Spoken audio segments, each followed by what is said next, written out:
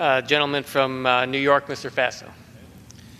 Thank you, Mr. Speaker, and thank you, Congressman Lipinski, my friend from Illinois, for holding this special order this evening to highlight the important work being done by the Climate Solutions Caucus to develop economically viable solutions to address climate change. Mr. Speaker, changing weather patterns and extreme weather events threaten nearly every aspect of New York State's economy, including our agricultural and outdoor recreational sectors. The recreational economy alone generates $42 billion in consumer spending each year while supporting over 300,000 Empire State jobs. As we work to address climate change in a bipartisan manner, we must employ a variety of techniques that both mitigate impacts and support economic growth. I'm currently working with my Agriculture Committee colleagues on conservation legislation for the next Farm Bill that will provide important data points on conservation programs and outcomes, allowing legislators and regulators to most efficiently use tax dollars to achieve real conservation results for our farms. These incentive programs support farming practices that, among other benefits, like increasing yield, lowering the amount of fertilizers that are employed, pull carbon from the air and sequester it in the soil. In addition to sequestering carbon in the soil, we can also work to reduce emissions through greater efficiency in the transportation sector.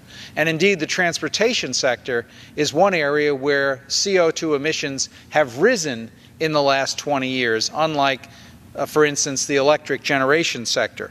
One easy fix would be to modernize the air traffic control system to fly planes on more direct satellite-guided routes because direct routes save fuel.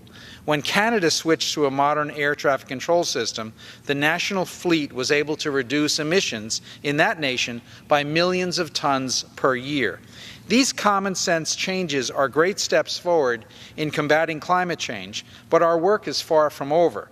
We must address the real impacts of man-made climate change and emphasize the need to develop and create jobs with a goal of protecting our environment.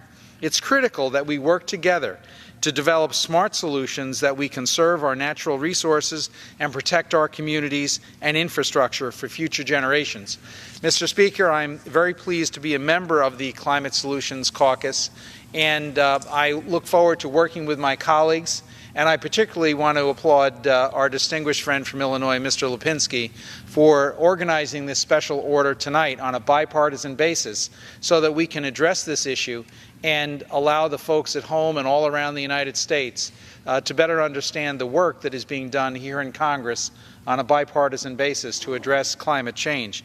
With that, Mr. Speaker, I yield back the balance of my time. Thank you, Mr. Faso, for your work and understanding that